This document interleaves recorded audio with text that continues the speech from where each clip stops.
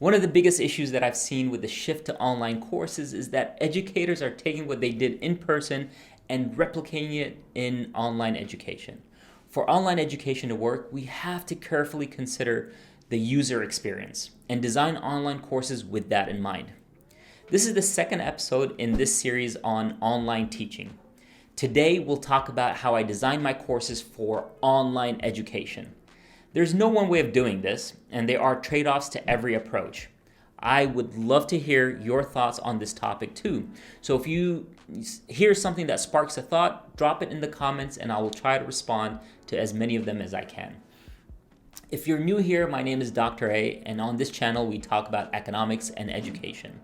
I'm an associate professor of economics and the director of the Center for Economic Education at Northern Kentucky University.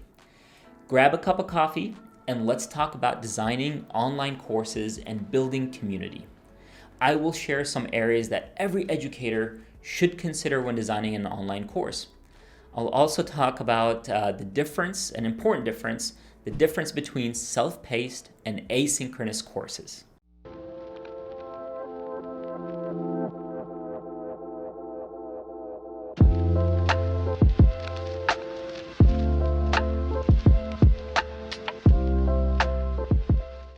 My first tip to designing online courses is to design them as a collection of mini sprints.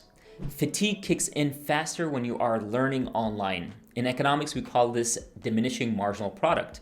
It applies to everything in life. Diminishing marginal product can be described as the additional return you receive from additional resources that you allocate to an activity. So for instance, in the context of learning, the first hour of studying has high returns. Higher returns than, say, the fifth hour of studying. That means we need to create an environment where students restart the learning process or allow them to take more breaks in between. In online learning, diminishing marginal product kicks in quicker, so educators need to design courses with that in mind. For my Principles of Macroeconomics course, which is an introductory course and usually has first or second year college students enrolled in it, I moved my course from being designed around a chapter format to thinking of my course as a collection of 16-week experiences, mini sprints. Rather than thinking about what I want my students to learn from the chapter on GDP, for instance, which usually spans about 2 weeks, I changed the way I viewed it to what do I want my students to learn during the first week of class? So I shifted my course design from having 8 chapters to having 16 weeks of content.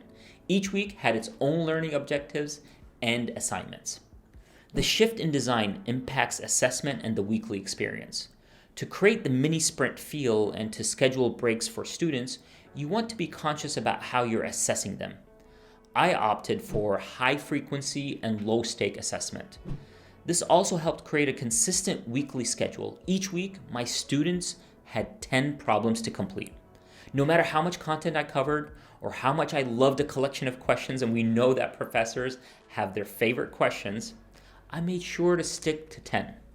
It was tempting to add 1 or 2 questions some weeks, but I thought it would be more important to remain consistent than it is to add assessment. I chose 10 questions. You might want 20 questions. Whatever the number is, try to remain consistent throughout.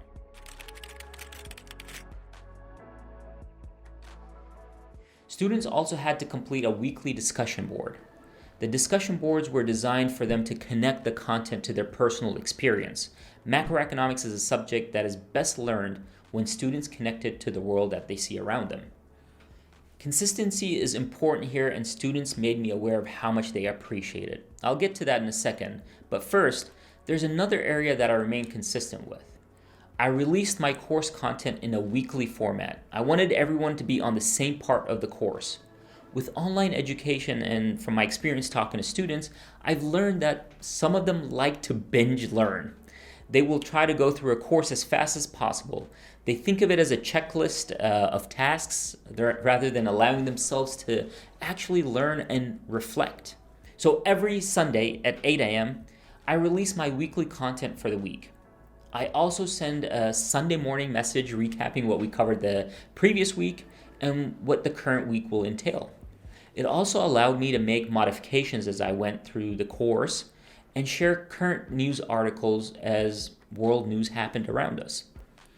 Something that I forgot to mention, since I had high frequency, low stake assignments, I also allowed for 2 missed weeks of assignments. That meant out of 15 homework and discussion board posts, I would count the top 13 assignments. That flexibility was important because my concern is that, with the pandemic, I was worried about students getting sick, and this allowed for some flexibility. Students appreciated the consistency. They could plan around the course requirements. I also had only a few missed assignments because of the setup. One of my students expressed their appreciation by sending me an email saying, "Thank you for posting the materials at the set time of 8 a.m. every Sunday. It is wonderful to have a professor we can depend on." So it matters to the students. If you're going to have surprises, make them positive surprises. While my goal was to be consistent, what I found going through the semester is that I realized that students' morale was taking a hit as we progressed. Whether it was the online education or the state of the world, I don't think I'll ever know, but I felt that my students needed a break at times.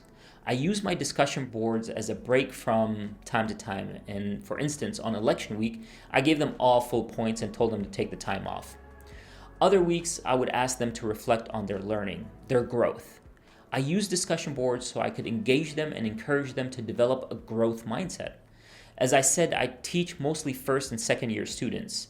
This is an area where I would have had these discussions about growth mindset and professional development in class. My online course was missing this interaction. The discussion board allowed me to bring it to life and create community, to allow students to have a break. In online education, I think it's important for educators to gauge students' well-being and their learning mindset. I also think there's a misconception about the term asynchronous course versus self-paced course that creates misunderstanding. I hear a lot of students complain about self-paced courses that are marketed as asynchronous. So let's talk about this. A self-paced course is where the content is posted and the student is expected to go through the course at their own pace. The instructor might be available, but is only available in the format of answering student emails. That's what I call self-paced course. Asynchronous courses are those without a designated meeting time. However, the educator is heavily involved in communicating and leading the learning experience remotely. This can be done through weekly emails, designated lifetimes to meet, or virtual office hours, but the professor is available. So my goal was to talk about some other things, but this episode has gone on longer than I had expected. So let me cut it off here, and next week I will discuss developing learning content and creating productive Zoom meetings. That is the connection part of this video series. So I look forward to reading your comments. Leave them below. See you next Friday on Coffee with Dr. A.